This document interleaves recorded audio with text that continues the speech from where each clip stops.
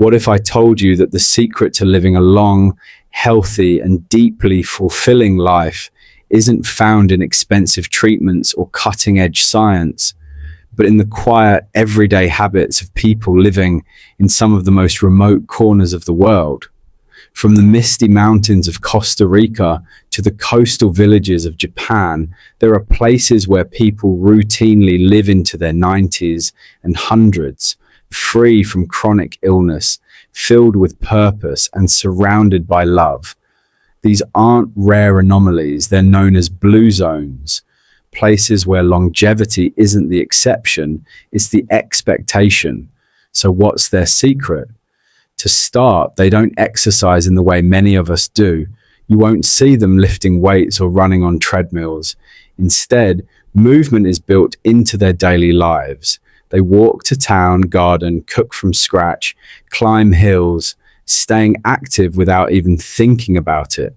Movement isn't scheduled, it's simply how they live, but it goes deeper. These people wake up each day with purpose. In Okinawa, it's called ikigai. In Costa Rica, plan de vida. This sense of meaning, whether it's caring for grandchildren, growing food, or contributing to the community, gives them direction and drive. It's not about grand ambitions, it's about waking up with a reason. And research shows that this kind of purpose can actually extend your life. Of course, stress still exists, even in paradise. The difference is how they handle it. While many of us race from one obligation to the next, people in blue zones make time to decompress daily.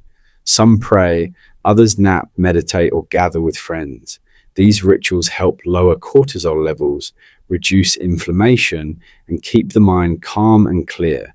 Their approach to eating is also remarkably wise. In Okinawa, the phrase hara hachibu reminds people to stop eating when they're 80% full. They don't eat until they're stuffed. They eat until they're satisfied. Meals are unhurried, eaten with family and full of intention. And that simple habit prevents overeating and promotes longevity. Their diets, predominantly plant-based, meals center on beans, vegetables, grains, and greens. Meat is rare and eaten more like a condiment than a centerpiece. What's remarkable is that these foods aren't just healthy, they're local, seasonal, and culturally meaningful. Food isn't fuel, it's tradition, connection, and care. And yes, many of them drink wine, but always in moderation and always with others.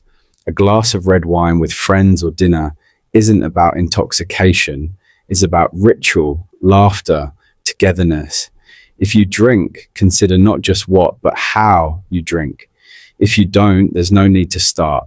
But the underlying principle remains. Savor moments, not just substances. Another striking commonality? Faith. Nearly all centenarians belong to a spiritual or religious community. It's not about doctrine, it's about belonging. Weekly gatherings, shared beliefs, and practicing gratitude foster emotional stability and a sense of peace. Then there's family. In blue zones, elders often live with or near their children and grandchildren.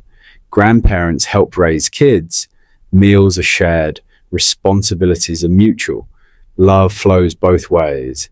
This tight intergenerational bond isn't just comforting, it's healing. Emotional support is a powerful medicine. And their friendships? In Okinawa, people form lifelong social groups called moais. These aren't casual acquaintances, they're chosen families, friends who check in on each other, offer support, and grow old together. The people you surround yourself with don't just influence your mood, they can shape your lifespan. So choose wisely. And perhaps most surprising, they never really retire. Not in the traditional sense. Instead of stopping work, they shift to roles that still bring purpose. Teaching, mentoring, helping on the farm, caring for others. They remain useful, needed, valued, because to feel needed is to feel alive. What ties all these habits together isn't complexity, it's simplicity. It's not about overhauling your life overnight. is about making thoughtful choices every day, rooted in connection, intention, and balance. So here's a gentle challenge. What's one thing you can do today to move closer to a life like this? Maybe it's taking a walk after dinner, eating a bit slower, calling someone you love, starting that garden, or simply asking yourself, what's my reason to wake up tomorrow? Because these aren't just habits, they're a way of being, a way of living that doesn't just stretch your years, but fills them with joy, meaning, and love. Let me know in the comments which of these habits spoke to you most. And if this message moved you, be sure to like, subscribe, and join me for more stories that remind us the secret to longevity isn't out there somewhere. It's already within you, quietly waiting to be lived.